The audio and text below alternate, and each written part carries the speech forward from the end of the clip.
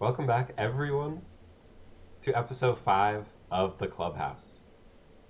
I am joined, as always, by my co-host Austin. We're here to talk Mickey, but we're joined by another guest, uh, who is appearing audio only, so not really appearing at all, but uh, you know, interfacing with us via audio. It is the one and only Sandy Beach. Uh, Welcome. Thank you. Did you know that there are actually a lot of sandy beaches? If you go look at obituaries, there are a lot of us. A lot of people have died with my name. It's Wow. wild. Yeah. The strong and the few. Or I guess maybe Dude, not the I'm it's pretty strong. they're living to 80. They're pretty strong. I'm pretty sure Alexander, some people go by Sandy, and that's like my secret first name. Some of the names I don't even understand how they got Sandy as a nickname. Like, I don't get it. Yeah. But yeah, Yeah, no, it's kind of a stretch. good to be here. I'm old. I've played Pokemon for a long time. I have opinions about everything, and so I've been asked to be on the podcast. Facts, facts. That's exactly right. Uh, and you have some credentials too to back it up. Yeah. We got to run through these because I didn't know about all this. I just checked Limitless, and Limitless was like not found.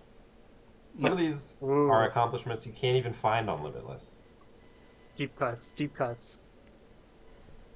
So walk us through some of these. What was going on at the time, and Okay. because I think a lot of our viewers probably don't know. Some of them weren't Yeah, even this born. Some of them probably honestly, weren't even born. yeah. If you weren't born yet when I'm talking about these accomplishments, do not comment in the comments. You are not allowed to do so per Yeah, the terms of service of this website. yeah, But uh, I picked up TCG in like 2013 when I went to college, and my first deck was Gardevoir Mewtwo, the like psychic doubling one. Uh, Four catchers without a head flip type yup, type thing. yup. Quickly, I got pushed onto plasma by people, and so I jammed it to like to all the regionals that you would go to, like driving 12 hours overnight, and then get there like 1 a.m. to your hotel, and then go to the regional in 7 hours. So I think the best finish I had in TCG during that time was Kansas City 2014. It was the first Kansas City regional, and I played like Plasma Box with Scramble Switch, and I threw a lot of my games and I still won them. Like four Deoxys on the bench, Plasma Gale with Muscle Band hitting 1A into a Darkrai and taking three prizes is a feeling that you can't really replicate in today's game, I think. Like, there's. It's so powerful. You gain so much aura. Um, Learned a lot back then. Like, Alex Hill was my locals, like all the MSU people, like JDO Big Curry Wall, those people were like, we were in college at the same time, and so I Mm, was in Ann Arbor and they were in East Lansing, so we would like see each other a lot. Um, the Shemanskys were around those types of Michigan people. Um, I just went to a lot of league challenges. I have on here winner of three Dino Legendary Treasures first place league challenge cards. I yup. earned those. I was always salty I never got the fourth one for the playset, but uh, it was For your nice. Hydreigon deck. Dude, no. I had a friend who wanted to buy them for me at the time, and I was like, no, no shot you're getting these. Go win your own. But yeah, I stopped playing after a while, like probably around early XY. Like I think Evoltol format was like one of the last formats I played, and then I really only came back to the game in a significant way during like COVID, where I played like ADP Station and won a Premier Challenge or League Challenge online at a store in Ohio, and so I represented them in the team challenge thing, and we went lost first round. But yeah, since then, now I'm just in Chicago, and now I just show up to League Cups and top 8 every, like, I think I'm like a 70% hit rate on top cutting League Cups in Chicago. I've only won one top 8 match so far. So, not very good there. But I also played VGC for a long time. Top 4 Fort Wayne Regionals 2015. Played a chalk team. Made my World's Invite that same season, so that was like fall 2015. I had controversy. I was banned from the Twitch stream at regionals for a day. That was a fun day. Yeah, you don't have to, of course, but enlighten the viewers. Why were you wiped from the VODs? So my friend was running the stream and was in charge of getting players for stream. 2 of my friends, actually. And they came to my table Will not be named. between game 2 and 3 and said, "Are you still playing?" And I said, "Yes." And they're like, "Okay, come with me." And I'm like, "Hold on. My name is in-game Gay LMAO. Just so you're aware." And they're like, "That's fine." So me, wearing American flag shades, like with the like print on the lenses, and my friend, whose all in-game stats are 6'9", 420, 666, are up there, and they say, "Cut the stream after our match. Delete it. It's gone." Yeah. I still have a copy. This is like Really? I do have a copy. A friend saved it for some reason. That's Pokemon Lost Media. It is. And I have one of 2 copies of it in existence. This is like XY or Omega Ruby.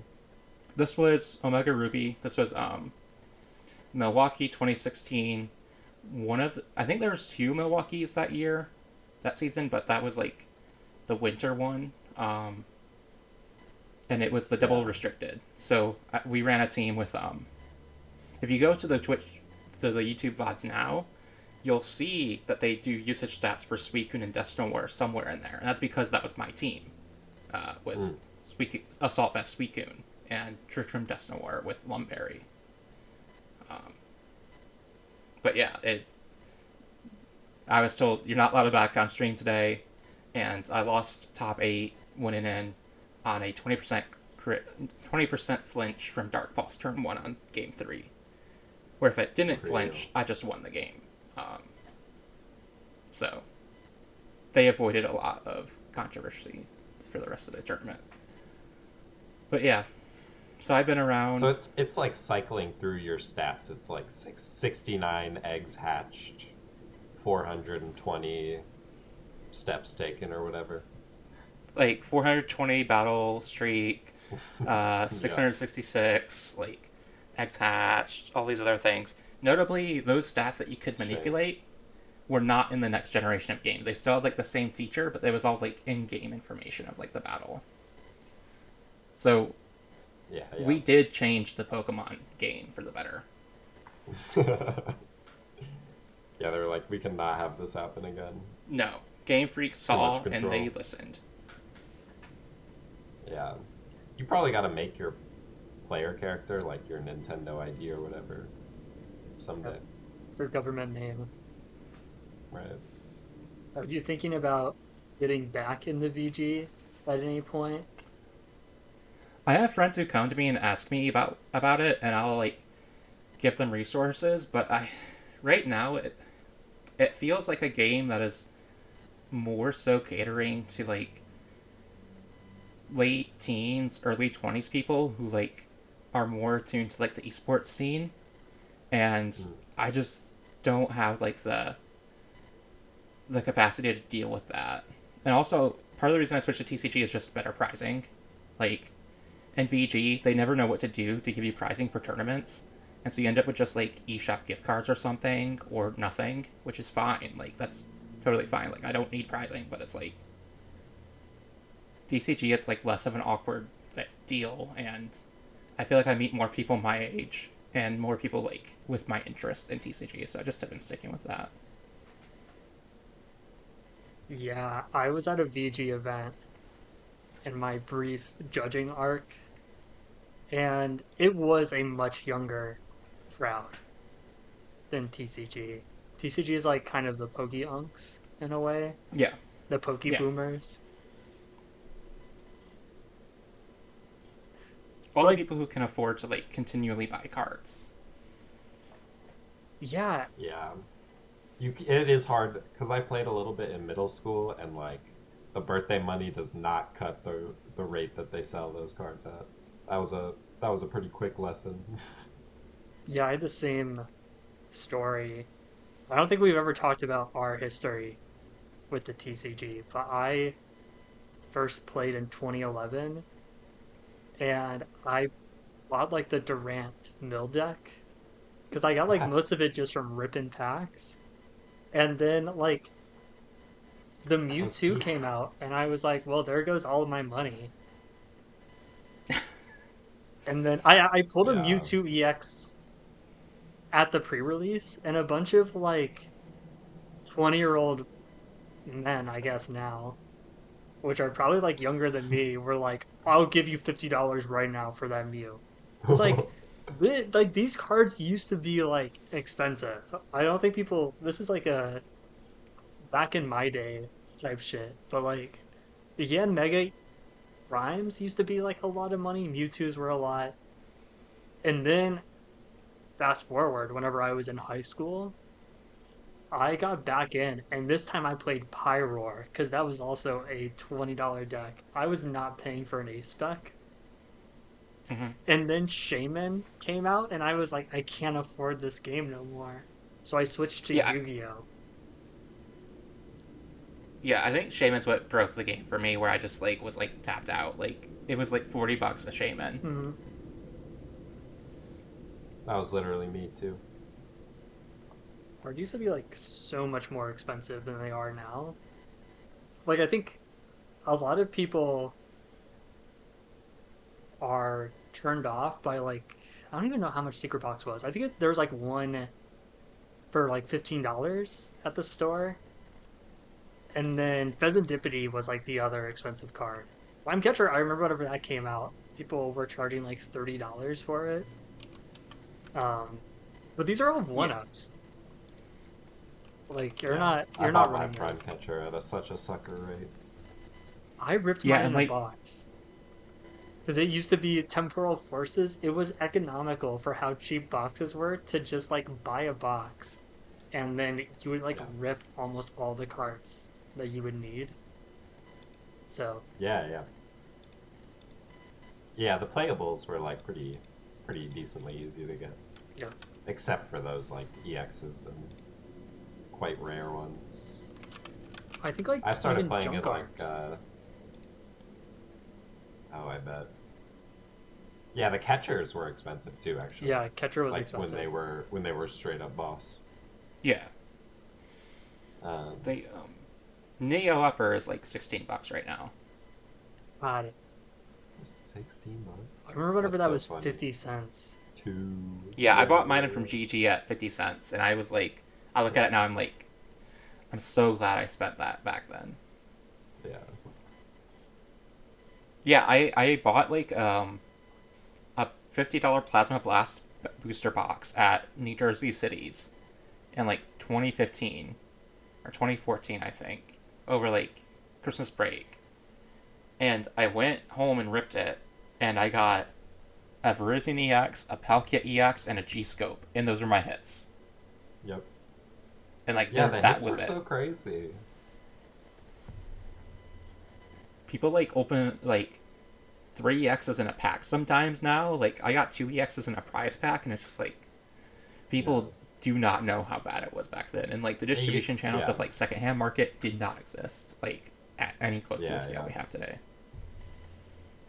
Yeah, Yeah, I remember it was like 3 hits per box was like the agreed rate that you would expect. It was so horrible. And like there were non-holo rares. It was Yeah. bad. yeah, this shit's crazy. So it's like the hit rate for Crown Zenith is like one every two packs. There's like a like either like an altar or like something. Yeah, I don't even know. That might be hyperbolic, but Crown Zenith had like an insane hit rate. Well, I think Yeah. like even the early like Sword and Shield sets had like really abysmal hit rates compared to what we have now, where it's like Yeah. the alt arts and anything like alt arts and higher is like almost double the set at this point.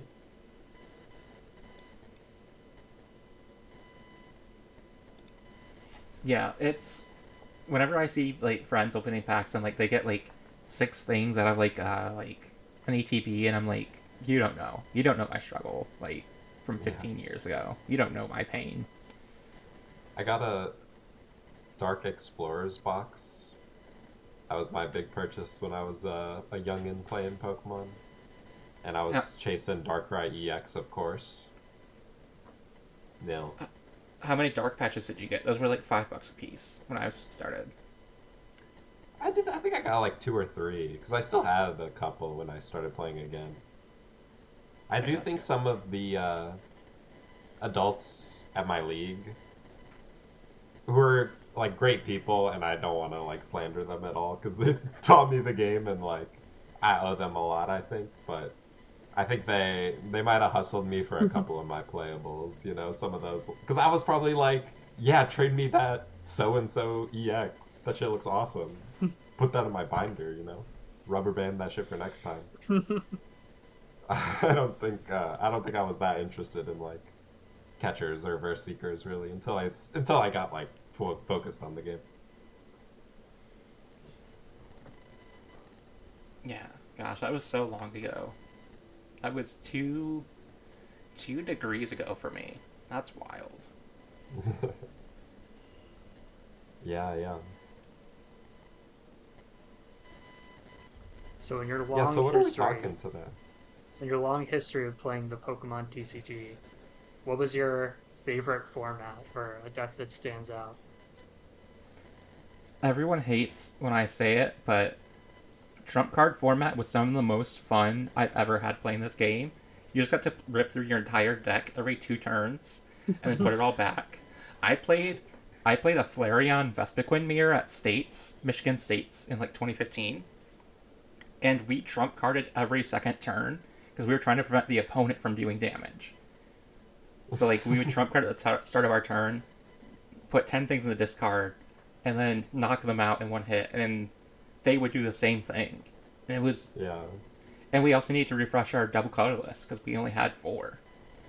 Um, gosh, that was Yeah. so fun. And then like the Sempoleon Magnezone, this Mike Canavis guy was like a reasonably well known name of the game back then. I have no idea if he still plays. Um, Post went to Alabama States and played Empoleon Magnezone. That was just life do, recycle it, prize denial. And I took that to a league challenge, went 401, got second. Best day of Mm. my life. Yeah.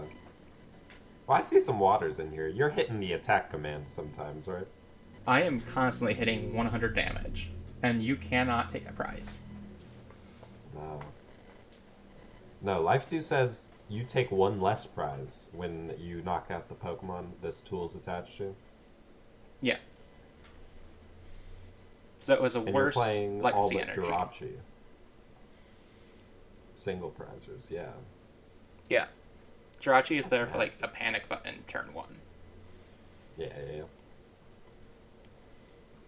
And of course, the editor will put this deck list on screen now while we're discussing it. Yes. Yeah, yeah, for Um, sure.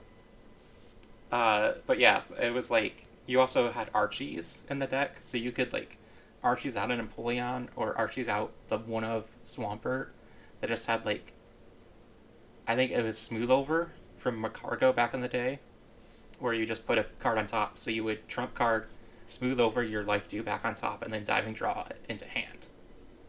And then you could also just end your opponent down to 1. Like there was one round of this 5-round league challenge where my opponent got into 1, he had a smirk on his face, and I just clicked N again, and he lost. He did not win that game because his face betrayed him. It was so. Playing 2 supporters in a turn is very fun. You should try it sometime.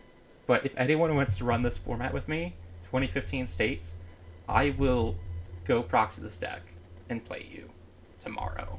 It is so good. Seismitoad beats it very badly.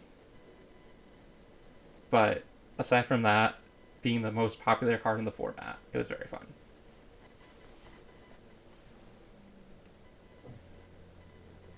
Yeah. No, this format looks fun as heck. Dude, it was... Yeah. The Six Prices link just has so much interesting stuff in it. Primal Kyogre won a states. Well, I guess provincial. It was Canada. This was back when Donphan was around. Night March Napoleon was around. Seismitoad Slurpuff. I don't know if this was before, like... I don't remember what format Trump card got banned in. But it got banned somewhere in Standard or Expanded. Yeah. Was it banned in Standard? I feel like they don't often ban in Standard. It's like one of the few cards that banned. ever be banned. Yeah. In Standard. That sounds right. Because I remember it was like big news. Because I think it was the first card since Slowking, the Neo Slowking and Sneasel who got banned. Yeah. Because it was like Yeah, on and then... like gaming news websites that they banned a card. Yeah. Yeah, I mean, if you read it, it's insane. And you had VS Seeker. Yeah. So Right. the clause on it that is you don't shuffle Lysandre's trump card back in, doesn't matter because you're shuffling your It doesn't VS Seekers back in. Yeah. All of like I think these, there's So a... insane. Go ahead, Austin. all of these like XY formats are like real sicko formats. Like each of them And is that's... kind of degenerate in its own special, unique way. And it's all the trainers. That's why they're so popular in GLC, right? All the trainers were just absurdly broken. Yeah. Yeah, having teammates is nasty too. Yeah. You could just do whatever you wanted. Any turn. I played It Chorus was just... for a long time.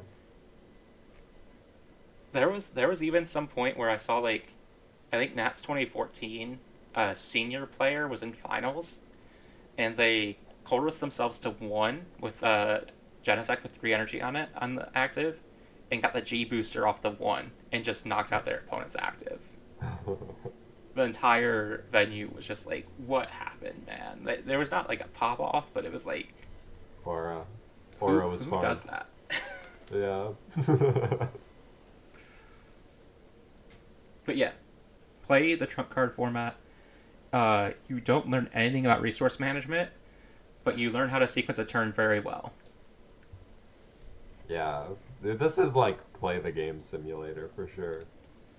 You're playing Halo Pokemon when you play this. I think the thing that broke it was the was this before Shaman EX existed? I think it might have been. No, this was after. Setup Shaman? Yeah. Yeah, I think this was after. Okay, because I remember the thing that like got trump card banned definitively was Jason Klaczynski winning a regional with Toadpuff against Frisian Genesect in the finals. So he just like denied all the energy. There was no grass energy in play, so Verdant Wind didn't matter. And so the Pokemon stayed poisoned, and his opponent couldn't play items, which included tool cards back then. And so his opponent never got to whatever the Virizion attack is. Emerald Slash, I think. Yeah. And so they never got to accelerate energy. And did that two or 3 games. Is this before or after Wailord stall? Because that's kind of one of my benchmarks for this era. Trump card would have been banned before, I think. Yeah. Yeah, I think that sounds right. Because I think... I know AZU's in that deck, but... Yeah, I think Wailord Stall was the Nats after the states that happened. Okay, okay. Or maybe 2015. I'm pretty sure it was 2014 when I was playing, because I'd taken plasma to that Nats, and I hit 2 Pyroar, one of who knew how to play the matchup of evolve a single Pyroar, and you sit there and you win, and another who kept on benching stuff and I just kept on picking it off with Plasma Gale, and I won. Just a wild Pokemon. I am lifetime 50-50 against Pyroar with Plasma. Yeah. So yeah, I think Trump card format's very fun. Please run a retro tournament in Trump card format. I will play it. I will scam everyone into playing it. I will play this 60 card list. We'll have so much fun shuffling our discards into our deck. Yes. No, I agree. We'll link this article too, probably in the description, because there's a lot of great stuff in here. Yeah, this was the format before Shaman, from what I'm reading. Yeah. Oh, okay. This Okay. is Maybe I don't know anything. this is pre Roaring Skies, because it goes like Phantom Forces, which is what Lysander is VS in. Seeker. Yeah. Yeah. And then the next one is Roaring Skies, and that's what the Wailord Seismitoad U.S. Nationals Masters is. I think they do like a clip of it on the regionals whenever they used to do like history. Mm-hmm. I don't watch the regional streams anymore, like live, so I don't know if they still do those bumpers. But there was one on that. And then after that was 2015 Worlds, which is I think the same format. I don't know if they changed it too much between them. But it is like 2015 might be like the most sicko or maybe the most forgettable of like the 3 XY formats, because like 2014 is Verzi and Genesect, Pyroar, Plasma, Evital Garb. Yeah. And then like 2016 is like the most degenerate format ever. It's like Greninja, Trevenant, Night March. 2015 was also Night March. Yeah. Probably like stronger Night March. Greninja is 2016. But like this format doesn't even have Hex Maniac. I don't think that. I think this one had AZ. I can never remember these small things. AZ, Yeah, I think, AZ. was Phantom Forces. Yeah, there's just like so much like random degenerate stuff that they had in the XY era. It's And like it is insane. 2015 Worlds was Archie's, right? That one? Yeah.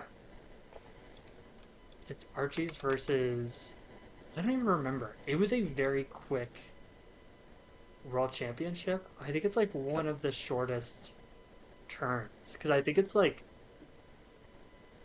the Archie's player. Of course, this is like streamed, but I think the Archie's player like has like a 1 turn kill or something like that. I think it was like Mewtwo Garb. Maybe. Let me pull it up on PTCG Legends. Yeah, okay. It was Seismitoad Bats. Was what it beat. And Blastoise, Keldeo, Archie's won. Yeah, and then the list is like the rest of them is just different variants of either Bats, Night March, or Seismitoad, or in some cases just like all 3. There's like, what is up with this list? I'll send it in the chat that we have. There's a Dawn fan list that's number 7, and I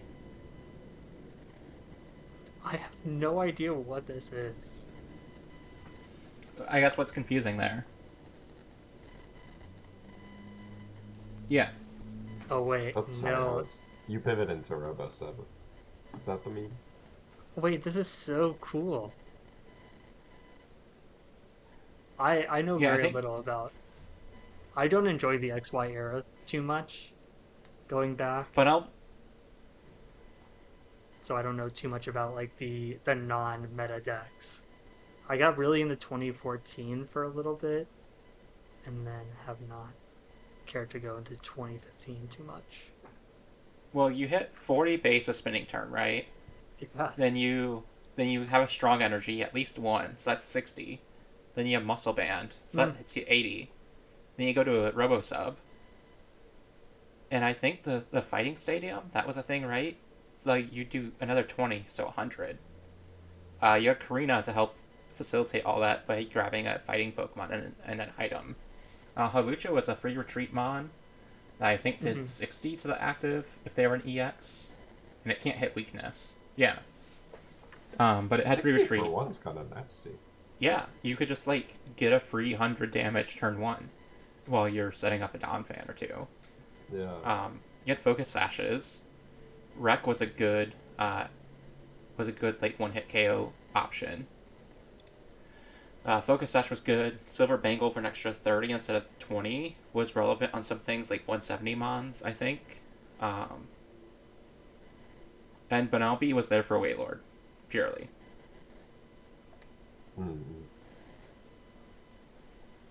Huh. Yeah, so it was a format. I didn't notice Revive was in a World's deck ever, but yeah, Revive is there. Just put one of your fan B back on your bench. Yeah. Yeah, these are kind of nice. Gosh, there was no like super rod or anything. You just had like the cards you had. Wow.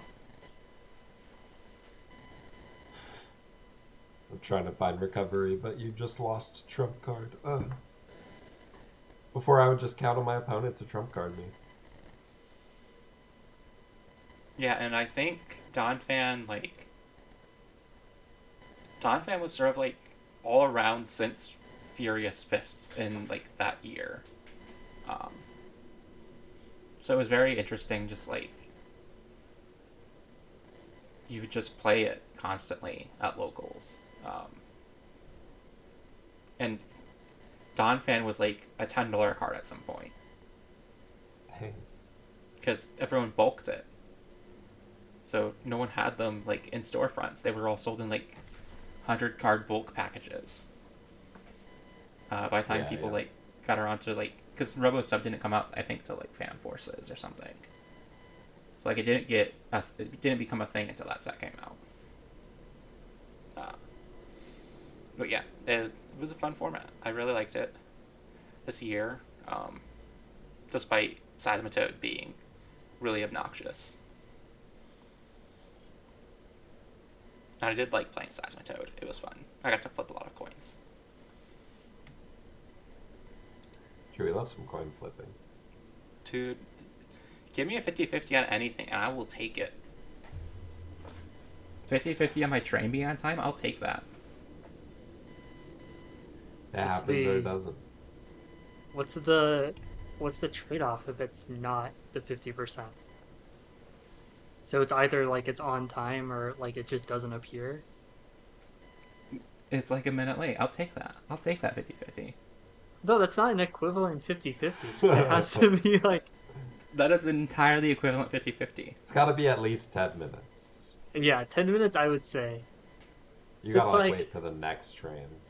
Like this is Pokemon, so there is like downsides on this is serious. The tails in Pokemon are like the equivalent of like that train just like never comes. You get tails on catcher, that's like the equivalent of like not working a day. Yeah. That's calling in saying to your boss like, "Oh, I can't go to work. I got tails on the bus." Yeah, if you show up 15 minutes late. The street Sorry? The other day and just... Oh, sorry.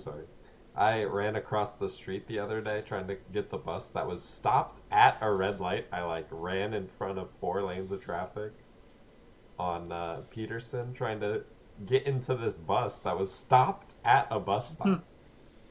And they just I was right up against the bus pedestrian running for it, and the light turned green. They just fucking left. I was like, "Are you serious? You totally saw me, but you were just like, nah, you're walking." Yeah, bus drivers hate me. They hate my aura, and I imagine that's rubbed off on you too.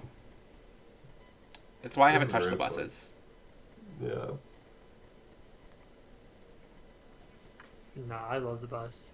But if I'm in that situation, I'll do the thing where I lift my arms above my head and just like wave them right in front of the bus, saying, wait for me.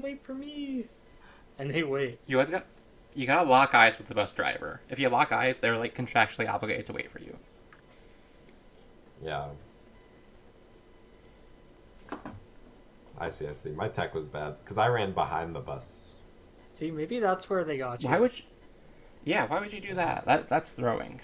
Well, I was like already behind the bus, and I wanted to run like straight across 4 lanes of traffic and not really like at an angle. You gotta go like gay across 4 lanes of traffic. You gotta like get a little zigzag in there. Okay. I have more topics I want to discuss.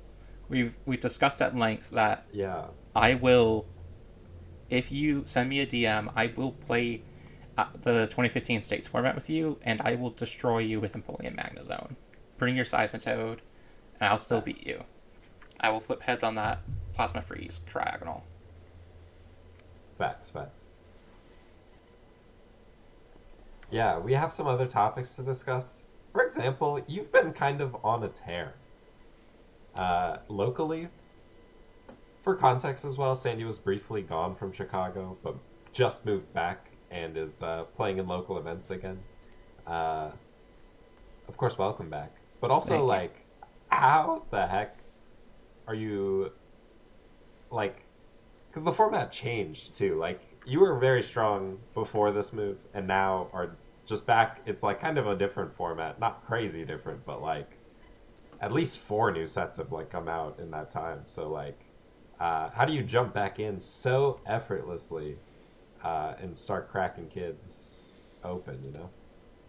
Well, I'm not cracking kids open. Okay, first off, I have not played a junior or senior yet. Last time I was in Chicago, of course, I did lose against a senior. metaphorical kids. I went 1-1 against the juniors at the last challenge, so I feel you. Don't worry. But largely it's I watch okay, so I'm gonna let you into my daily schedule here. I start work at 8:30. 8:30 to 11 Central Time, I'm watching some VODs of someone playing a mystery novel, like VN game, something. Like, that's on the side computer. Facts. While I'm working. 11 a.m., Northern Lion goes on. He's talking stuff. Mutagenics, it's got this weird CRT filter. I'm not watching that. I've got some other stuff going. Azul logs on. I switch over to that. I'm just listening to him say things about how he's playing the game and like making decisions. And it's either that or like some other like TCG VOD of some sort. And just like watching that for me has been very helpful. Like staying like abreast of the situation of like what the metagame is doing, how to succeed, and win. Like I showed up like at this Dice Dojo challenge in November. Like I borrowed like 20 cards from my deck, the Mega Absol box. And I go 4-1 because I just know Turbo Energize and attack. And that works. Yeah. It does work. I took off like the next month. Then I come back and I ask Kenneth to give me a list. He says, play Latam, Raging Bull. And I'm like, okay. 5 minutes before the league challenge starts, I say, hey, did I go first or second? And he says, you go first. LOL. Are you serious? And I say, yeah. And then I like went 2-2. I like had some bad prizing. And then I think the next thing was like that League Cup. Yeah. Or maybe another challenge of some sort. But that League Cup we all played at was like the only person who played the game against me was Austin. Like, it was 6 rounds. I ID'd round 5. Austin was the only person who played the game against me. The other 4 rounds, it was just like they prized crucial pieces, or they just like did not get set up. And so that's very easy to like walk your way into Top Cut. But I think the number one thing is playing for 10 years means you have a good sense of like what cards do, what your overall goal is, and how you should be reacting to situations. And also having just like a strong statistics background. Like my like degrees are in like data and statistics.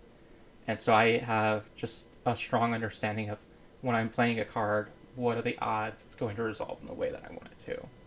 And just always maximizing my odds by making sure I'm aware of where things are and when things are being played.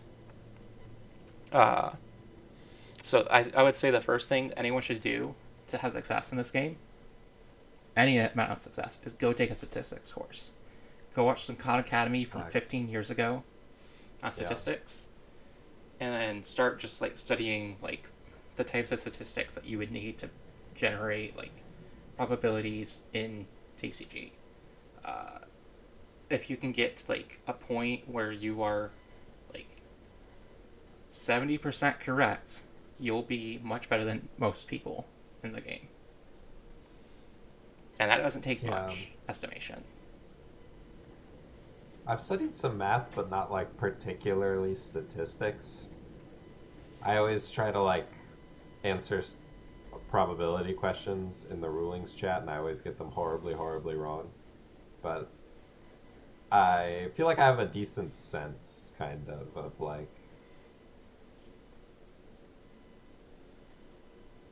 you know, when to thin, when to, because it's really like, it's thinning. Thinning is winning, but like, yeah, it's like thinning out the dead cards and like doing it early, and also trying to like play your hand down in such a way where you're like thinning additionally kind of in the hand in case you get like ended or ionoed later. Yeah, just recognizing like what's not going to be useful in a matchup. Recognizing what are the cards you want to draw off those scenarios later. Like when you get unfair stamped with 20 cards in deck, like what are the things that you're going to be looking for at that point in time, and get rid of everything else that's not going to get you there.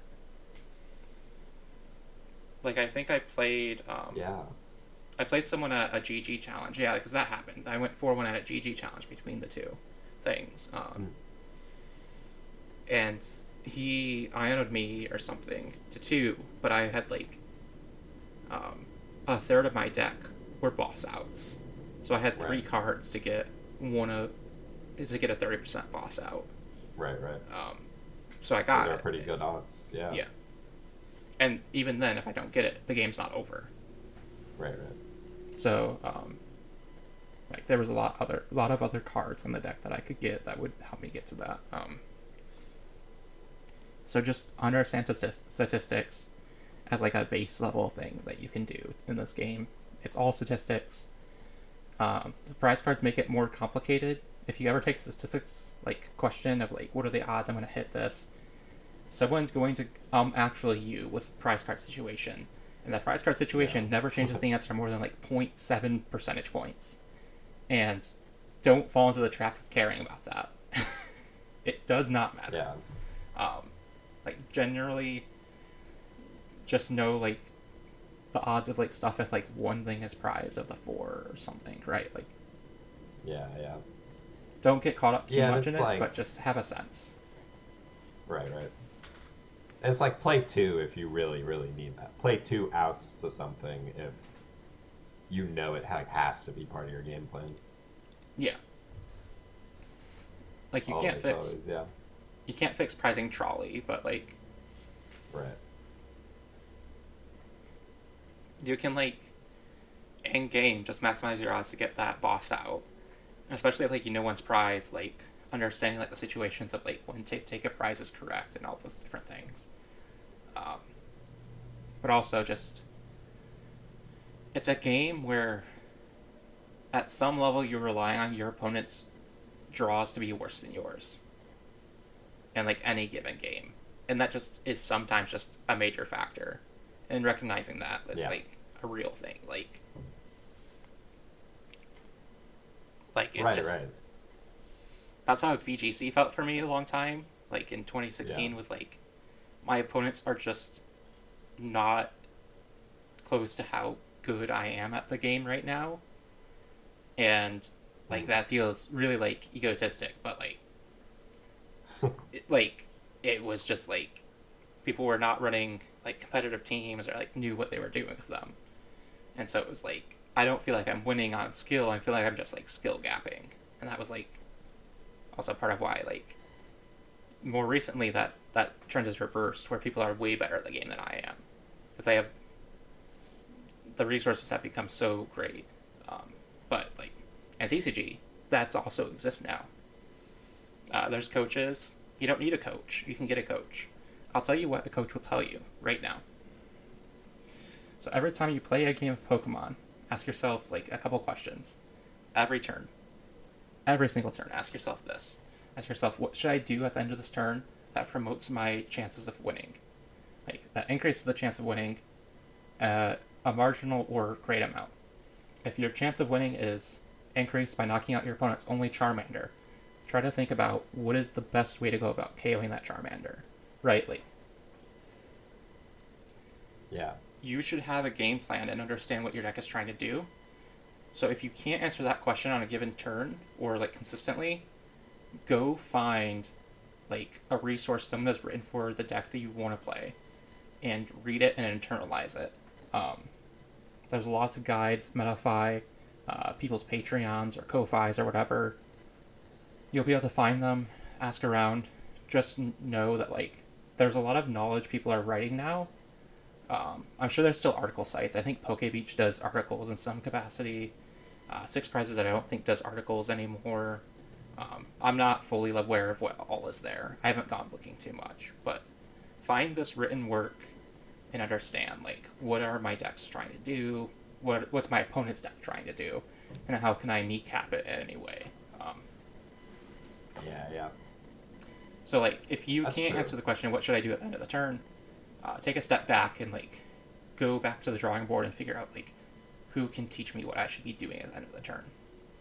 And then as you're going through the turn, make sure what you're doing is contributing to that goal, right? Like, don't just be, like, attaching stuff willy-nilly. Like, if you need an air balloon for late in a game where, like, your 2 prize mon that's going to be on the board later would need to retreat, don't just start throwing your air balloon down on 1 energy retreat cost mons, right? Like, every action you're taking should have a reason. If it's thinning, that's good. But, like, also just be aware, like, everything you're doing has a reason, and that reason should be winning the game in some way. Yeah. It should be connected to that. So if you're taking actions you don't really know why you're doing it, is it, like, are you panicking about, like, your amount of time you're taking, and so you're just doing something, or is it, like, are the lines you're seeing suboptimal? Because, like, you should be asking yourself at the end of the turn, is what I did correct? Like, is my board as good as it could look? Like, with Raging Bolt, Yeah. like, with Raging Bolt, you really want to get energy spread out across the board, right? Like, there's not many decks that can KO multiple things at once right now. So, like, I think in top 4 against Kenneth at this League Cup, I had failed this test because I did not understand what his deck was doing. He was playing Mega Absol and he was clutch locking me. I had burnt my Turo and Prime Catcher at this point.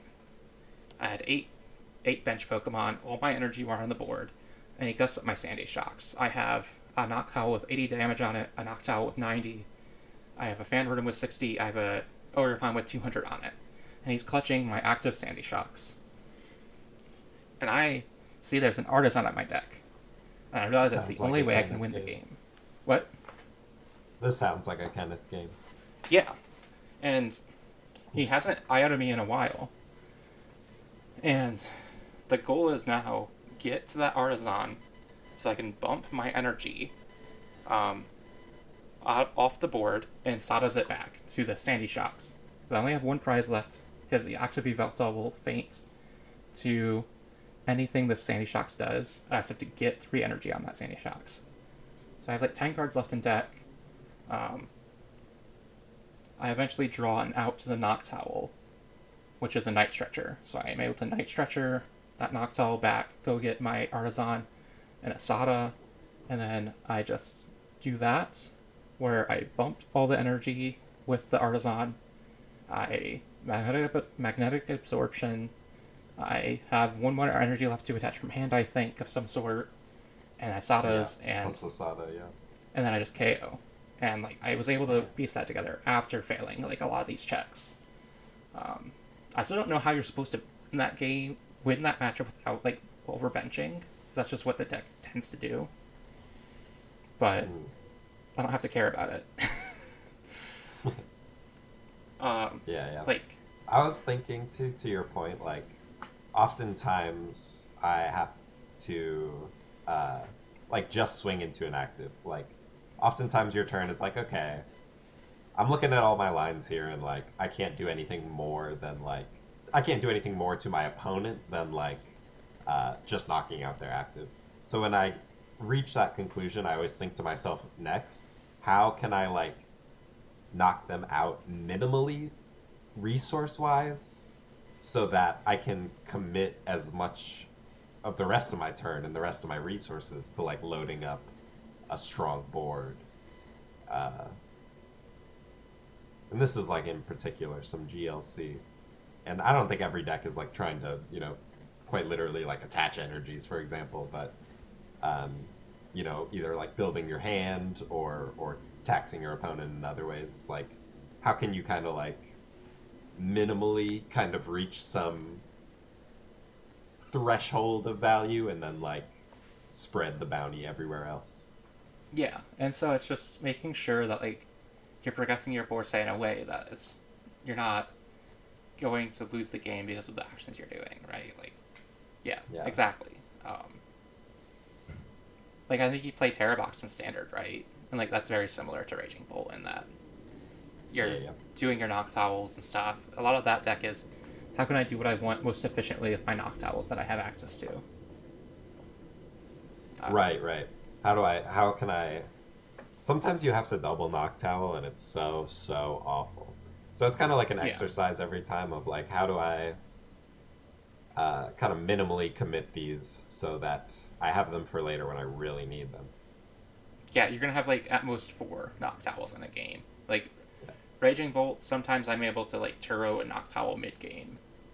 Just because like I'm ahead in the prize lead and I can like use that turn to reestablish more access to like a lot more outs later. Like a Noctowl in the hand is worth an entire turn later in the game of like setup. So sometimes people will just like gust up your Noctowl and trap it, and you just Turo it, and then you get so much value out of that Turo because they're not knocking out the thing with energy. I just go listen to the people who play the game way more than you do. Listen to what their thoughts are in your deck, what the matchup should be doing. You don't have to invest a lot of time in it, but like internalizing what their game plans are and just saying like, I'm going to trust them and I'm going to keep this in mind. And when I'm thinking about playing and like going through my tournament, like understanding like where did I go wrong in a game? Where did I go wrong in a given turn? Like what could I have done better? Like these are all things you should be doing. And if you're not, like you might be frustrated with like your experience at events, and like I think that like forcing yourself to go through the exercise can be uncomfortable, but it is, I think, very necessary to like just continually just like I think I've missed top cut at a League Cup once or twice, and I've gone to like 10 in Chicago at this point total. Maybe that's an overstatement. Maybe like 6 to 8, but like I mean I top cut the Energy 1K right with Cloth back in March last year. Like that's not necessarily like an easy room, like generally. Just clothing. Like this League Cup was a 52-person League Cup or something like that. My path was very easy just because my opponents didn't do much, but you still have to execute and like make sure you're not overcommitting. Like I could have easily lost some of those games. Like yeah. So alternatively, if you do have a lot of time on your hands, just like grind 1,000 games or so, like. But also keep these questions in mind as don't you're let doing them stop it. you. Yeah, definitely. Like, you can't do it just like absentmindedly. Like, whenever I'm like picking up a new deck, I'm always like, I'm trying to recognize I'm calling them like recognition issues, where it's like I'm looking at a hand, I'm looking at a discard, and I'm just like not really knowing what's in my deck and like what's possible with my resources. Um, I feel like those are kind of the hardest to overcome when, especially when you're like picking up the game or picking up a new deck in particular, Yeah, like with which we Raging have to do a Bolt. lot. Yeah, with Raging Bolt, Yeah, this is an issue I ran into. Like, there's so many attackers in the game in the deck, and each of them serves a different purpose in different matchups. Like, I forgot about Sandy Shocks for a while. I forgot that it's just a free energy on your board at any point once your opponent gets down to 4 prizes. Like, I still haven't attacked with Mew EX once, and I don't know if I should be. Like, it's to the point where it's like it's not even a thought in my mind. Like when I was playing Cloth, like Blood yeah, Moon or Saluna wasn't like in my brain ever. Like there, just knowing your deck list. Oh my gosh, knowing your deck list is so good. It's so broken. it is crazy broken. The judges can't take that information from you. No. Yeah, I think I think so much is understanding your deck. And I think like one of the things about grinding a lot of it, whenever I was the best at this game, it's whenever I was playing a lot of standard. And so much yeah, of that is you have like not only, well, especially in these like long formats like the one we're in now, people very much like centralize on like 56 cards per archetype. So it's a lot easier to like you're 60, but also being able to eventually understand like what can this person reasonably do to disrupt it, and just getting those reps in to say, okay, this deck is going to play like 4 Iono. I need to prepare for getting Iono'd 4 times. yeah, Yeah, yeah. It's so fun when you recognize your opponent plays a deck with 0 Iono, and you can just do whatever you want. Like, yeah, Yeah. And I think like another thing is understanding like what kind of deck you're playing. Like I love a quad deck, and like whenever you play it, I think maybe the most games I've ever played on a single deck is Iron Thorns. Because I mhm, decided to just buy one deck once because I didn't want to keep on opening TCG player orders. And eventually you just kind of understand like what does the deck across from me do, and what can I do to stop that game plan? yeah, Um, and in the same way, like you kind of realize like there's only a couple different kinds of decks. Really, you either have like these super aggro punch face decks. They're like Raging Bolts. Old Goldingo was kind of like that, where mhm, you're using all of your two prizer abilities to draw like massive hands, and they're just gonna punch face. So if you can stop them from like streamlining punching face, you win. And I think like one of the harder decks to play are like these mid-rangey kind of decks, like Charizard, and I guess Dragapult is now, where you set up like this giant attacker, and then you just have like the little guys on your bench just like keeping that force there. Like with yeah, Charizard, you mm, have it in the active, and then either you're setting up like your Pidgeot. I guess now they're setting up like the Chi-Yu, the Moltres. So if you ever knock this out, either, which you used to not be able to knock out the Charizards very easily, but now everything's hitting 330, it seems. Um, like you just kind of need to understand like what your deck does, and like I yeah, think that's like something that can be really difficult, especially for people who like don't play other games. Like some of this language that I'm using is just from like Match the Gathering or like Hearthstone. yeah, Um, and maybe that's like another thing is like playing other games does make you better at this because there's so many transferable skills. Because I know like Kenneth. Certainly, yeah. Sorry, what were you I said saying? certainly, yeah. Yeah. Like Kenneth was really big in the Hearthstone and I think like Legends of Runeterra before this. So it's not like Hmm. he's in that. And then like other people I know who immediately picked up the game very quickly, played like Magic or Yu-Gi-Oh, or played like Yeah. these strategy games like it. There's so much of these ideas of like, what is my strategy? What is everybody else's in the room strategy? And how do they intersect? I think is really important. Same idea as like chess, but chess is like a lot more um, known, I guess. As there's no hidden information in chess, but there is hidden Yeah. information in a lot of these other ones. And I think that's like another big hurdle. Like you can kind of like study chess theory in the same way, but it's like Pokemon theory.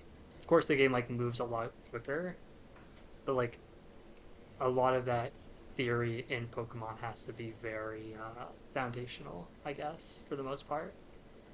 Yeah. The to to build off that like comparison, Aaron Trailer is a really well regarded VGC player who just started a YouTube channel where he's going over like broader topics like this in VGC, and he just put out a video on on not being able to understand Pokemon as a game because of just the sheer amount of permutations of like teams that you could feasibly have, and that does apply to TCG. So like Yeah. you are playing a game without a solved like answer. So when I say like, are you doing the best thing per turn, you have to use your best judgment for that, right?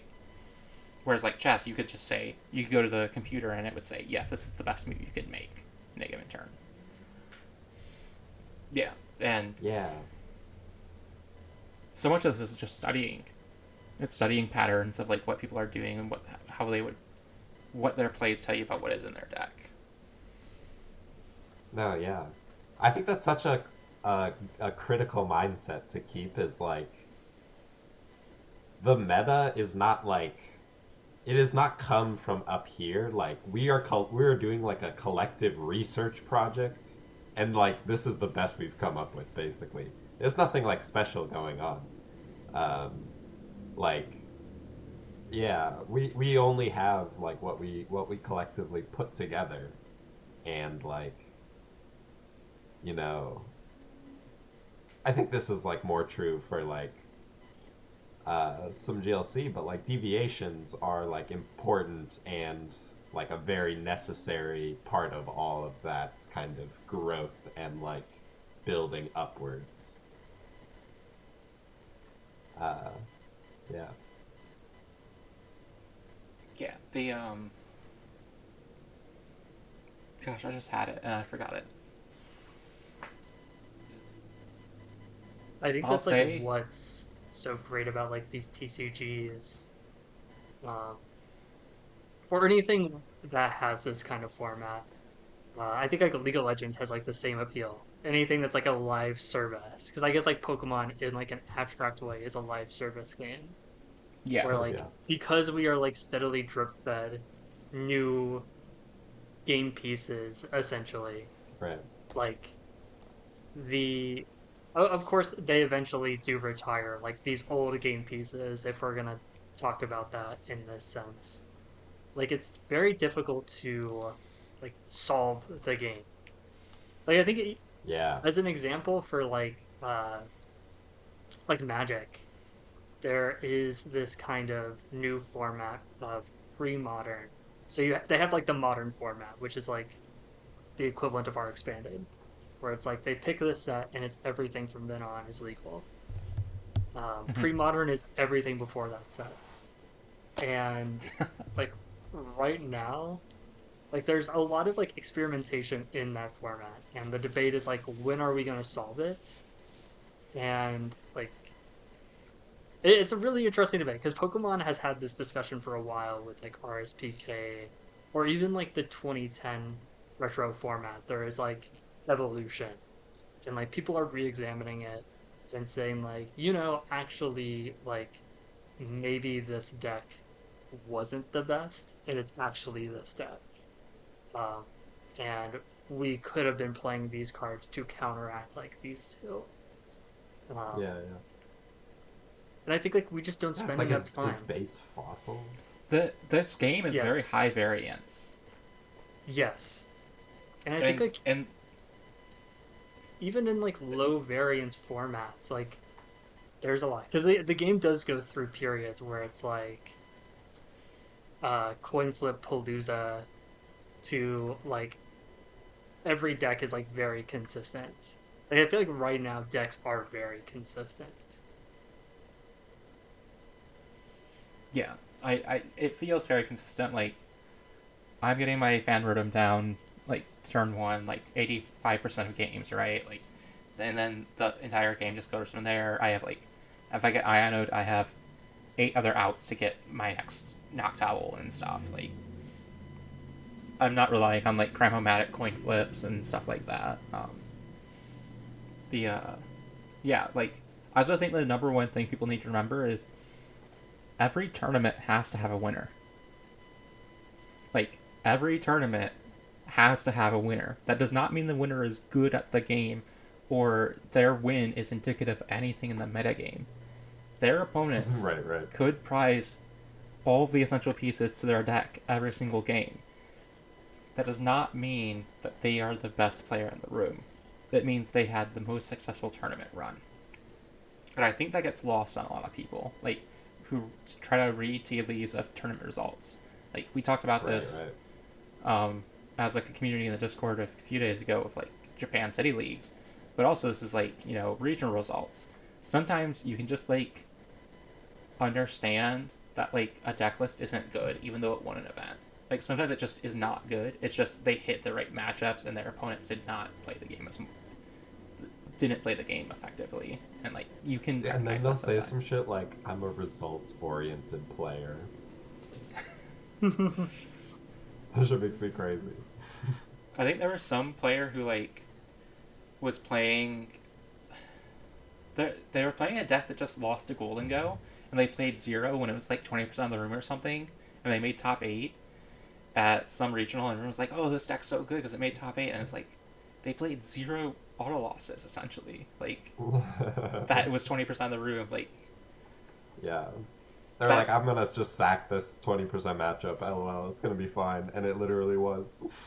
yeah, like they did well, but like yeah, like if you put 512 people in a room and tell them to run a single limb rock paper scissors bracket, it's not Right. the winner's not because they're good at it. It's because someone had to win. Yeah. So like And if the winner wins with like 3 scissors in a row, it doesn't mean scissors is like the busted one. yeah, it's just I hit top You know. cut using all scissors. Metafy in the description.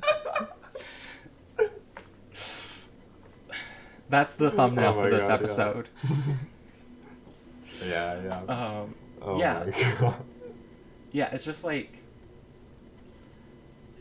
when people talk about like what are their goals for Pokemon, a lot of people get like wrapped up in like number of event wins or like number of what like first place like challenges, and it's like I don't know. My goal is to have fun with my friends and learn something about the way that I'm approaching a competitive thing, and I've largely been able to do that. Yeah, it's just Pokemon's so fun. Most of the people in Chicago are very, very nice. I'd say like 99%. Sometimes I meet people that I want to fight, but we don't fight, and we just go our separate ways. If you think you are one of those people, maybe you are. We could fight. We don't even have 100 viewers yet. We can't have a 1% of the call. It's not possible. You know what I'm saying? I'm the 1% because I'm on the podcast. Well, we could round up. Yeah, but the 1% who hate Sandy Beach are not watching. That's okay. If you hate But Sandy yeah. Beach, drop a Drop a like on this comment. video. We'll read it. We'll read Yeah. the comments. But yeah, like, I don't know. Like, goals should never be results based because you do not have control at some level on what is happening there. At a specific tournament, you can't control a lot of things. So making that your goal for a tournament is just like Yeah. you're setting yourself up for failure. Yeah, it's like a lot can go right or wrong so extremely that like that one tournament, yeah, exactly. It can't represent that much. And even like 5 tournaments or so, it's like I went 1-3 at the last league challenge on the day after I like did not lose a game until finals, and like it's probably because I did not change my sleeves and they were very not sufficiently randomized deck throughout the entire tournament because my sleeves were sticking together and like wow. just like I'm not. It doesn't reflect on me that I'm bad at the game all of a sudden. It's just I didn't play the game, right? Like, yeah. I'll shuffle better. Yeah, No, crusty, musty sleeves. Dude, I was like, well, this is like I've only played 30 rounds with these sleeves. Surely that's fine. Then I talked to the person like, I can't name them, but I talked to the owner of the company, and he was like, you should change your sleeves after 30 rounds, bro. That's like 2 regionals. Get real. 30 rounds? I used... yeah. Whenever I played Iron Thorns from, I think it was like October to rotation, I didn't change my sleeves once. Bro, my hands are not, like, they're like, they got this like little oil layer on them. I think it's called skin or something. And I don't know, the way I mash is just not like... I don't know how people are busting sleeves like right out the pack. I'm very gentle with my cards. And I'm playing like Altman rarity. So it's like I just love my cards, man. I kiss it sometimes in the middle of my mash shuffle. I just like, I don't know. I feel like my hands feel really small for like the length of my fingers doesn't feel right for like the length how large the sleeves are, so I have trouble shuffling. So like, I don't know. I can't do a riffle. It hurts my hands. So I don't know. Mine just get gunked up all the time. I don't riffle because I don't like the noise. I would love to do it because I would love to destroy my cards over time, but it causes me physical pain, so I'm not doing it because I have to work a job and I need to use my hands for my job. Unfortunately, that's fake news. Riffling does not destroy your Pokemon cards. It can destroy the resale value. I've seen some really like. I've seen like the. No, we're not talking about them. If you're in sleeves, it's like you're pretty safe to do a gentle riffle, right? I've seen some like some tropical beaches with just like a crease down the back of the middle, like just destroyed. Crease is crazy.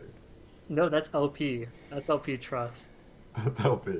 Back when like back when beaches were like $200, like, and not 1,000, and now those heavily played, damaged beaches will go for like 800.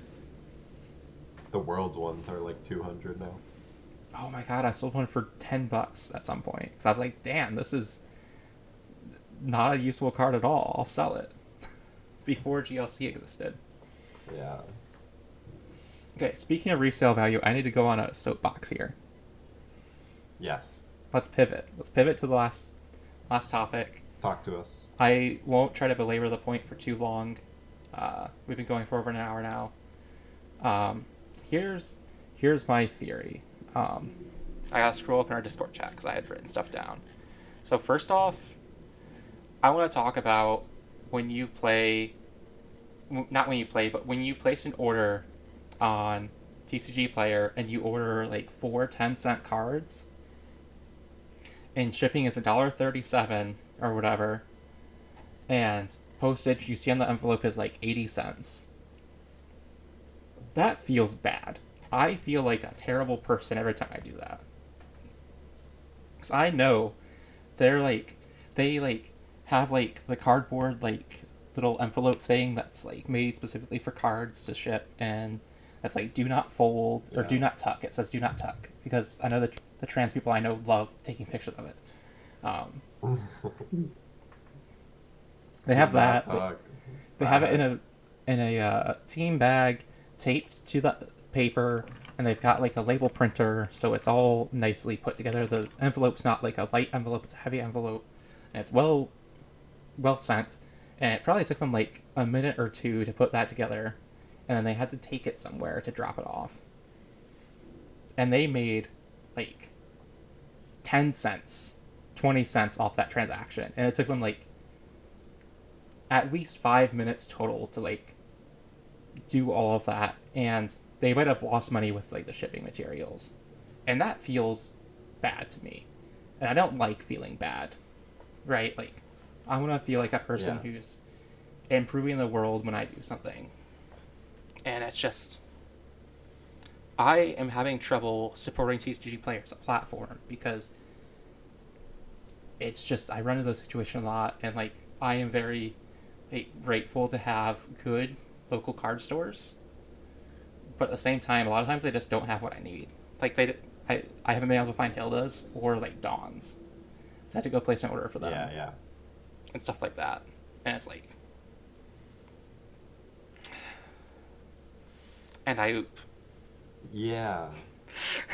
But it's like, man, I've been reading a lot about like labor in the like in the tech world, and micro work is like the definition of like when people are working on like Amazon MTurk or other micro work sites is what it's called. Micro work of small like piecemeal tasks that pay a few cents for a minute of time, and they do that a lot.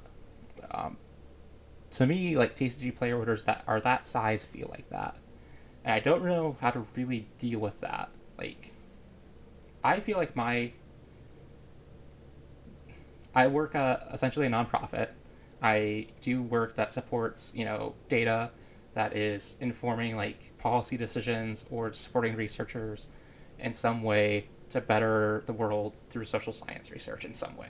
And that's all I can say about it. But the things I read in doing this are things that make me want to make the world better than I leave it. And so when I make these TCGPlayer orders, I feel like I'm not living up to that, right?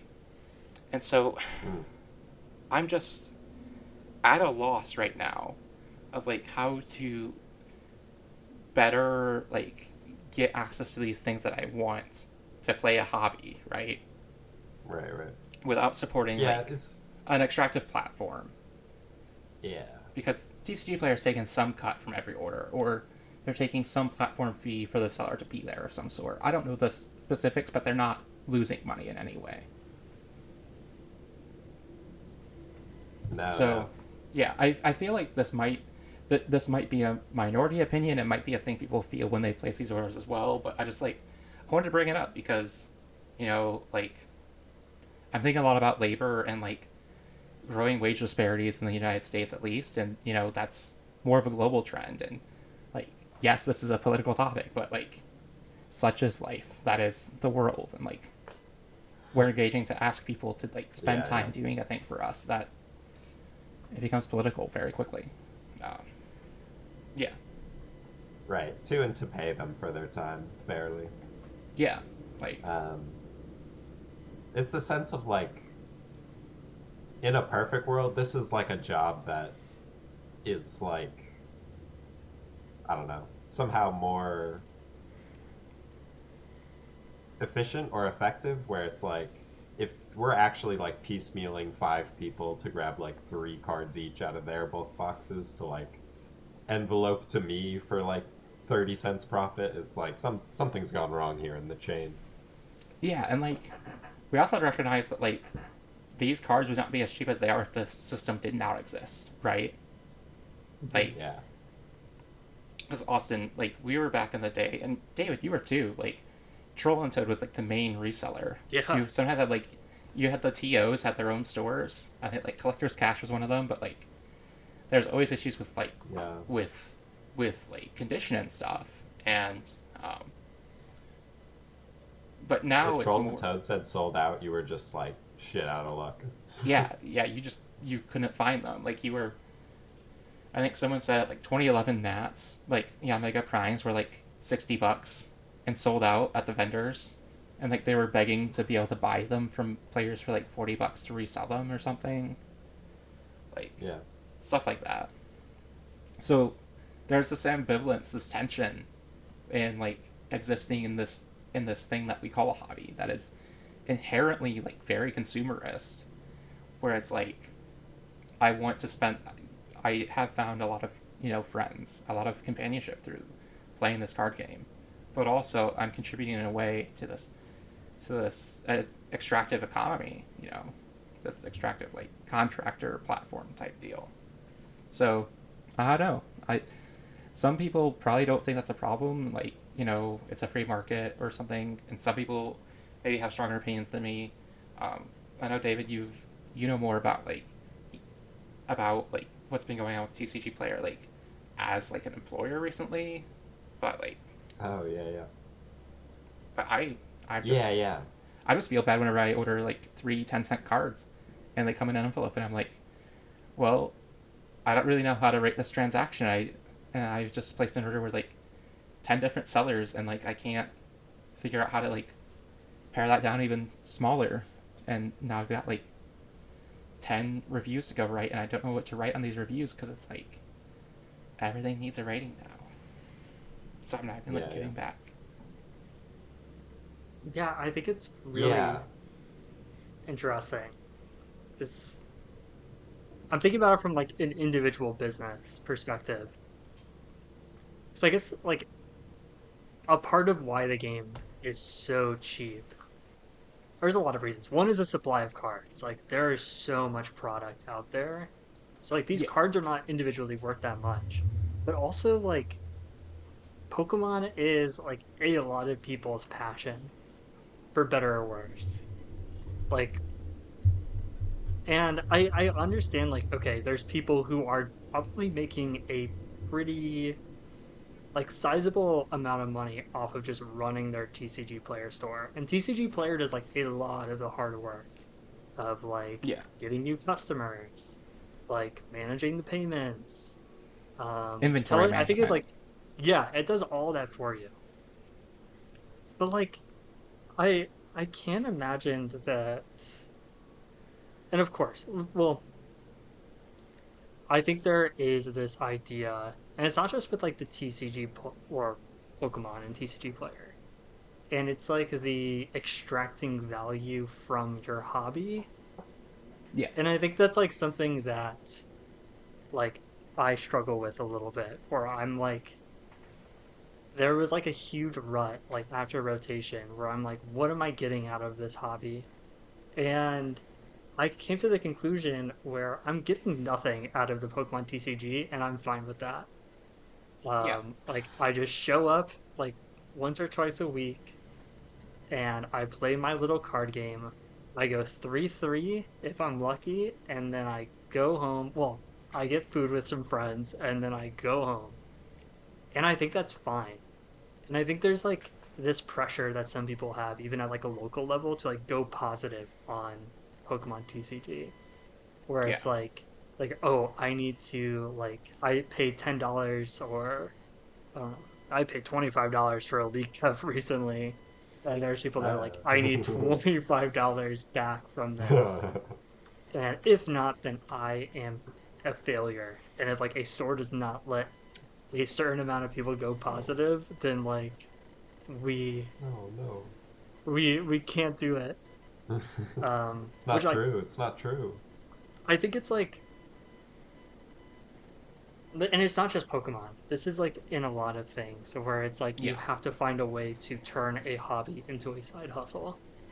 I think it's like whether like there's some things like pottery. I know like one of our friends of the pod, Anna, she's very good at pottery and she will sell her crafts or pots. pieces.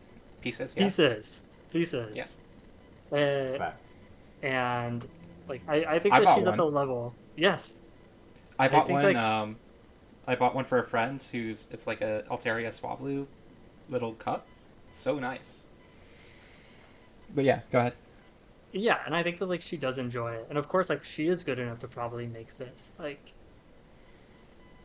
a career, might be, or to let's say career. I think she's very good at pottery. Anyways, like it's not just that; it's like photography, with like these creative means, or even like these enjoyments. People are like, I need to find a way to make money off of that. And I think that is like everybody has like a TCG player shop, or that's like something that people have. Where it's like, I'm opening these packs. What do I do with all this? Um, and it's like, well, I guess I'll just open a TCG player store so I'm productive, which I think is Yeah, like fine. And there are people who are doing this as a side hustle. Uh, but Yeah. I think like side hustles is like a whole other rabbit hole. Yeah, I think this is a great time to mention if you're liking the video, drop us a like. Real quick, click that subscribe button. If we get 500 subscribers, we can turn our hobby into a side hustle. Drop a comment too. We'll get you an emoji later, but no, I hear Yeah, you. it is like it is crazy. I guess I that is something I think about a lot. Where like I guess I try and be a very productive person, and like I need to because I am very productive in my like professional life, I guess. Like I yeah, need to find ways to be unproductive.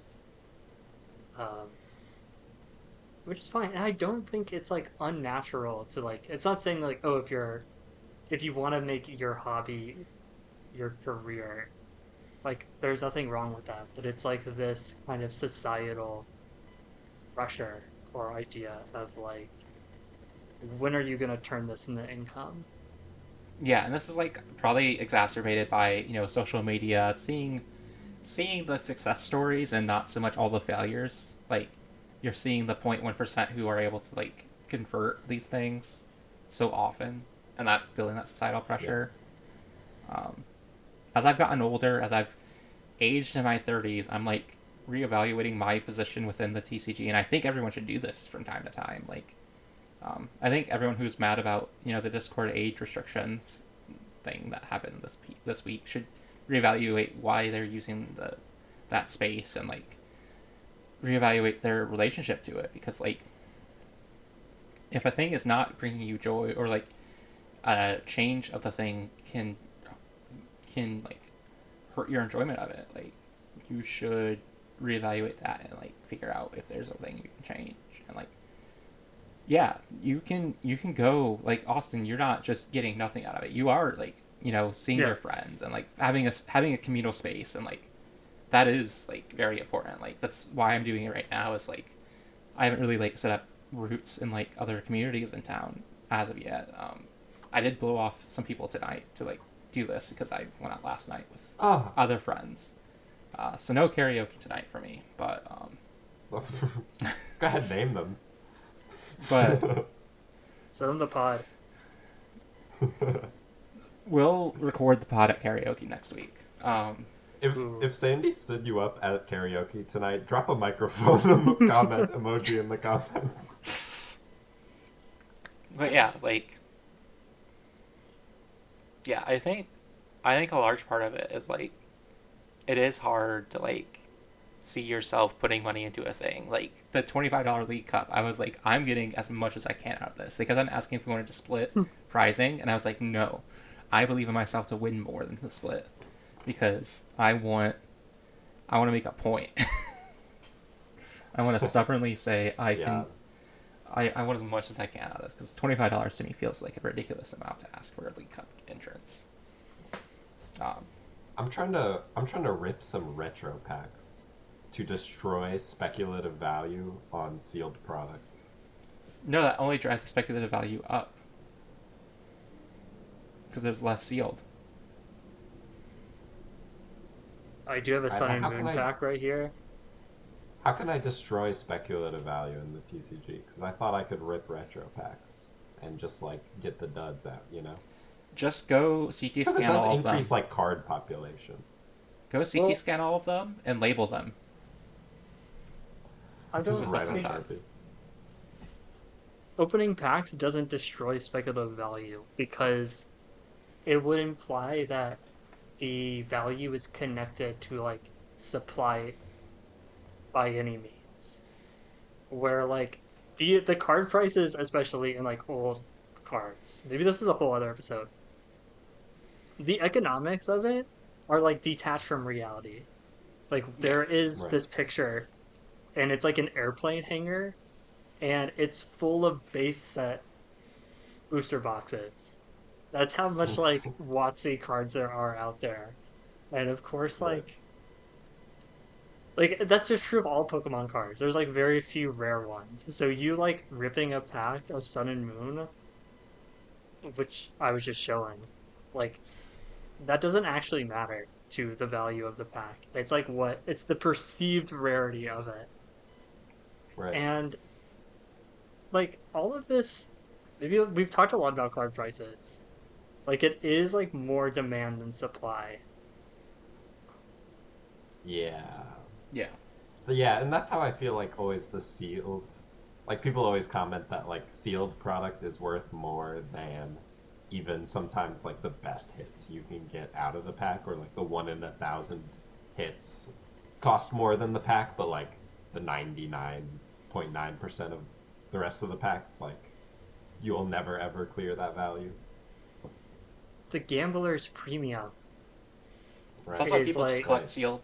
People collect sealed products. Like, Yeah.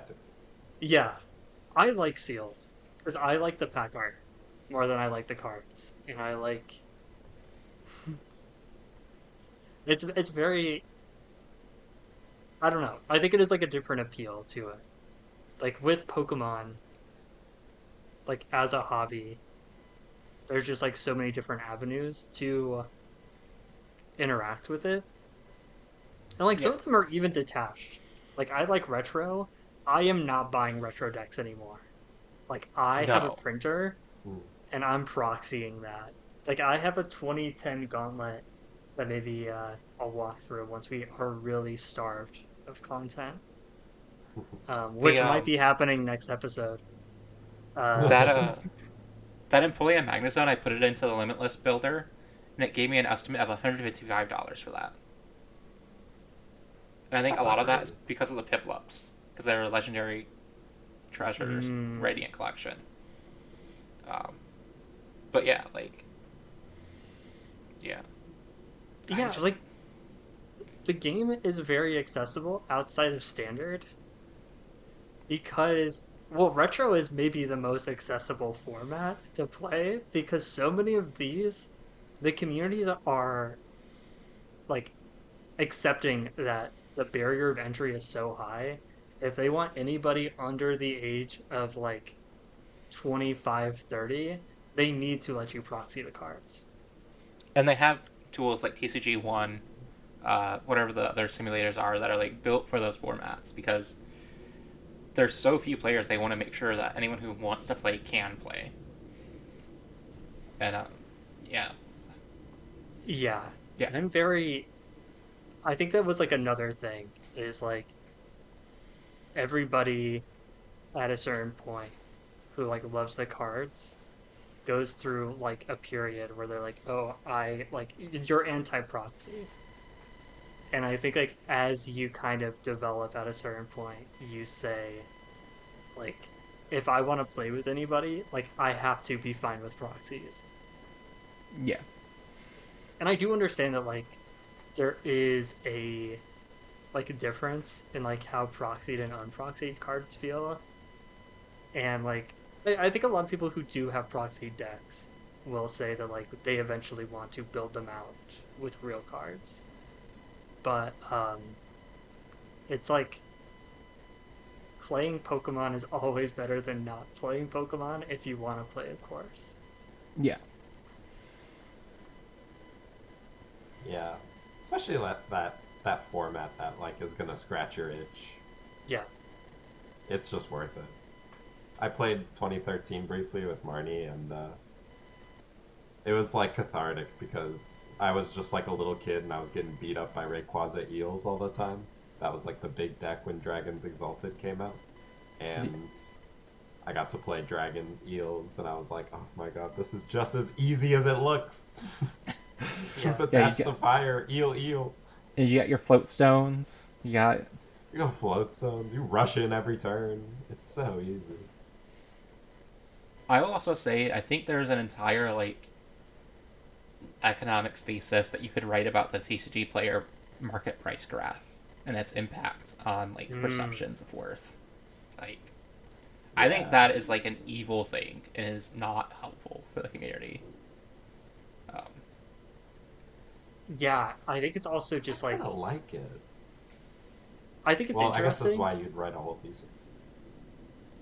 Well, if you look into it and like really examine it, the graph is like at some points completely made up. Like mhm. they will add like the squiggles, and then you look at it, and there's like only 3 times this card was sold in like that whole period, and Yeah, they add like a lot of those squiggles around it, and like all of that yeah, you have to like to look at the bars behind it yeah, yeah. because it's just tracking like what their estimate of the market price is, not necessarily how many things are sold. And I imagine like other cards and other factors around like that card are going into it, or just some bull crap. But like, yeah, yeah, it's just I think that feature is one of the worst things to happen to like the mindset of the community around like the prices of cards and like extra like getting their money back from the game. Yeah. I think that's like. I mean, I kind of like it personally. I feel like, you know, there is like a FOMO feeling that I think is like bad, but like um I like transparency about like if a certain card maybe just rocketed in price or just tanked in price or like maybe steadily rose in price over like 6 months, I kind of like appreciate to know that. But if they're like hiding things from me, I kind of don't appreciate that. But that information is like available in the recently sold like Right. section. Like you Isn't can it click just like recently sold, like aggregated basically? no, you can see every single sale on every single card on TCG Player. You can just see every single sale that's happened. Like sometimes I'll go look at a card that's like from 2015, and then I'll just see like it sold 8 times in the past day, and like every week there's like a burst of like 8 sales every like Saturday or something for a price that's like slowly increasing. It's like there's something going on here. This is not like a normal buying activity, right? Mm. Yeah, I, That kind of stuff is freaky. yeah. If you Imagine like penny stocks, but they're Pokemon cards. if you look to the right of the graph on any page, there's a 3 month snapshot, and you click view more data. It Mm. just shows you the latest sales. Um, like I'm looking at Master Ball Fan Rotom, and there's been 5 sales in the past 2 days, ranging from $1 to $2.05. And I think that's like I don't know. I stare at CSVs full of data all day, so I just like staring at raw data, and so I like that. The graph is Yeah, yeah. the graph terrifies me. Um, but yeah, Leave it to the experts, TCG player. but yeah, like I don't know. I just feel bad when I'm ordering these things, and like I'm rethinking like the way that I think communities should have an impact in my life, and like supporting local stores, but also like talking to friends and like going in on these orders together to make this less of like an issue, right? Like Yeah. just throwing together like a $40 order where like we're just getting stuff from like a store if there's nothing local. It's the way to Right. do it because like it feels like less like extractive of like asking people to walk across the street and deliver your burrito to you. Yo, can I share an anecdote real quick? It's your podcast. I Yeah. was just reminded of when I was a kid. Um, there was like a kind of like a testing group, but I don't think they called themselves a testing group. I think they were just like a small group of friends at my league. And they definitely shared cards. And I remember asking them at some point if I could like borrow some cards from their like pot basically, and they were like, "It's a buy-in. You gotta contribute." And they were kind of like joking about it because I was like a middle schooler. Of course, this was like a ridiculous proposition, but they were like, "You gotta buy a box a month," and I was like, "I can't swing that, my friend." But like, I think that was like a kind of an old school structure for how you would uh, share cards and have them be like locally accessible. Because as we said, like when Troll and Told was sold out, like you were donezo. Yeah. So you had to kind of like rely more locally and on your people. Yeah, I remember there That's was how I like a group. remember it. Like Sorry? I feel like I've heard this. Like I remember the same thing where it's like if you listen to like Puka and like Jay Witz, their old tournament reports, like Mm. sometimes they'll like allude to like, oh, my friend or like our group, like we in our card pool or whatever, like we have this. Because I think it's like, well, you still do that locally. Like I, I guess like I'm a notorious bum of like borrowing cards from people. Like because the game is so accessible now, there's like almost this inverse where like we have so many there's so many people who just have like Yeah. 7 decks. And like a GLC night, like you can like stroll in there, like never played the game before, and somebody has a deck for you to play at like any given point. Um, and I think it's like there still is that community to it. And I think like maybe our community is a lot more open to it, at least to community members. Like if I Yeah. know Yeah, yeah. somebody who's like, well, I guess even people I barely know. Like whenever Lily just came out, somebody was like, "I need 4 Lily," and it just so happens I wasn't playing my 4 Lily deck that day, and I just like ripped him out of Mm. my deck box and I said, "Just get it to me before the end of the day." And it's like that's just a part of like being in a community, I guess. I do think the idea of like who I'm going to the TCG player store, who want lilies is like who Well, probably probably the next step. Who want Hildas? I actually might need Hildas now that I think about it. So if Yeah. you're yeah. gonna buy those, let me know. Yeah. Like I also want to share an anecdote here. That's not mine, but like I remember it. Like I think like the Shemanskys and like Alex Hill and those that group of people. I remember they were like gonna play a deck with 2 Tropical Beach, but they only had 7 between them. There were 4 of them, so they just couldn't play it because they couldn't all play the deck that they thought was the best play. Yeah, yeah. So like they just played something else. It- that was the reality, and like that sort of like camaraderie between teammates, like who team built together, like back then, was just that thing. And, like that's not an issue as much anymore. I don't know if there's really any like cost prohibitive cards. Like sure, there's $10 or $15 cards sometimes, but like you're not playing more Yeah. than one Fez. You're not playing more than one Ice Spec. Pikachu EX was Yeah. like $10 for a point, but that was like a month at most, if that. Yeah, Yeah, and at worst it was like a 2 of. but I think if like our standards of like cost, expensive cards are just way out of whack Yeah, right and now. like and Shaman was like a 4 of in some decks. It was like $40. Yeah, Tapu Lele was also like very expensive. Yeah. Um, Yeah, I was an undergrad. I was like, I'm not paying this. I could go do other things. Yeah. But I don't know. Make friends, support your local community, contribute to charity, donate time and energy to causes you believe in, because really, like, what you're getting out of the Pokemon TCG for the vast majority of people is not prizing cash money.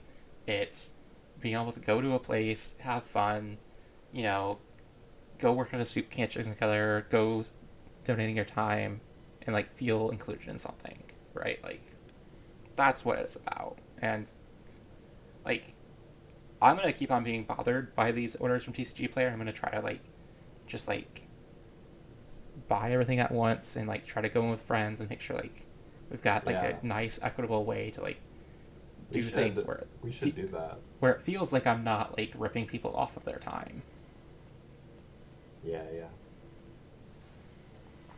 No, absolutely. We should do that set by set as they come out. Yeah.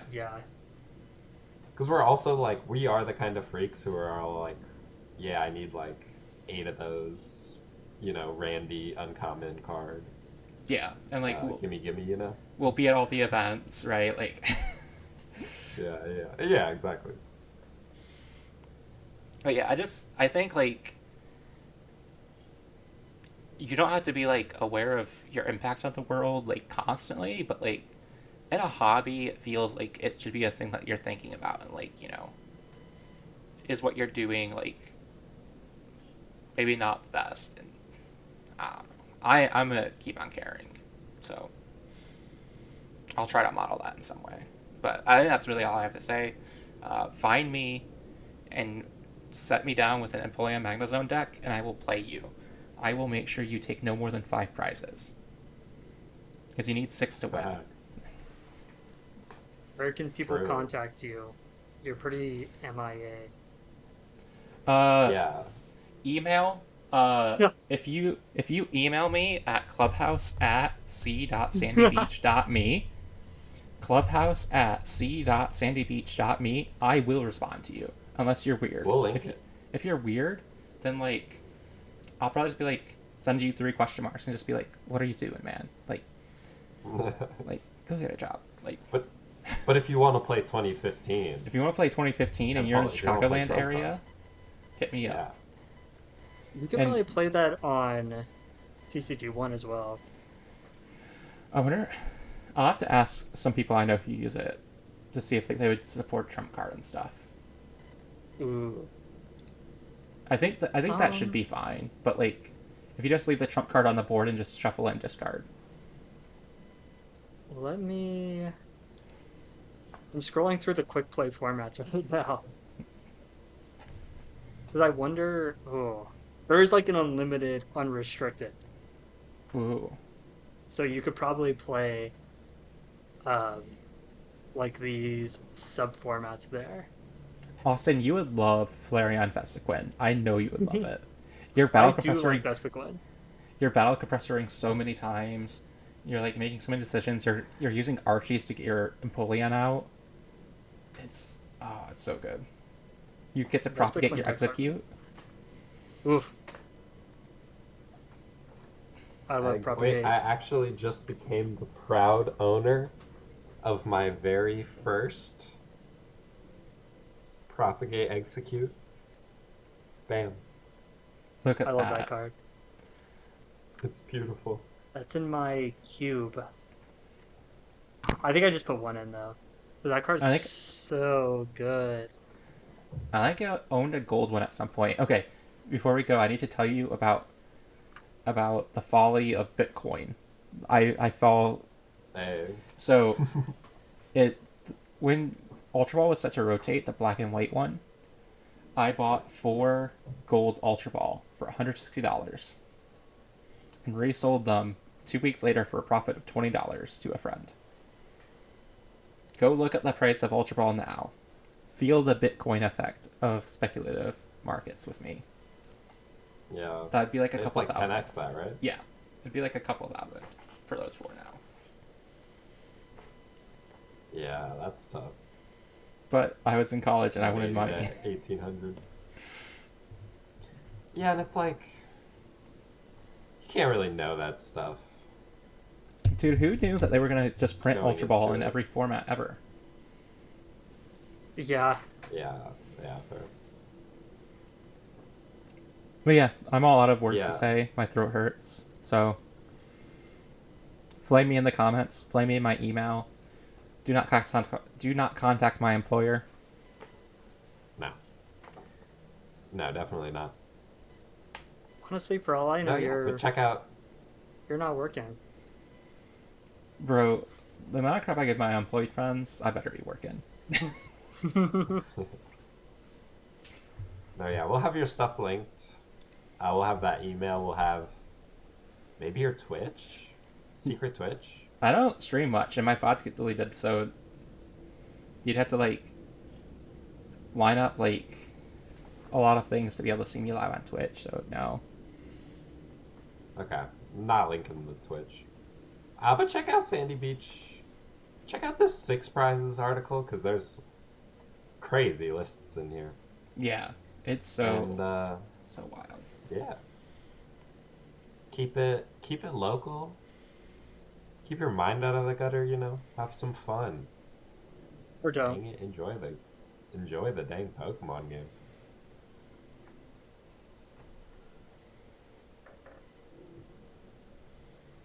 Austin, any final words? I don't know. I like, I had kind of like a Mickey weekend, and I'm prepared for another weekend of Mickeys already. Yeah. I don't know if we have like the Mickey doubleheader like we did this weekend, but no, we had We the Mickey have tripleheader. Is it GLC Oh, is there? Challenge Cup? Where's the challenge? Anyway, I we'll don't know. take it offline. I know like lastly there was like Saturday Cup, Sunday challenge, Monday challenge, and I think there was like a Friday one. Yeah. yeah. You could do the Oh, Chicagoland 5K. Tour de Mickey. Or the Mickey. Right on.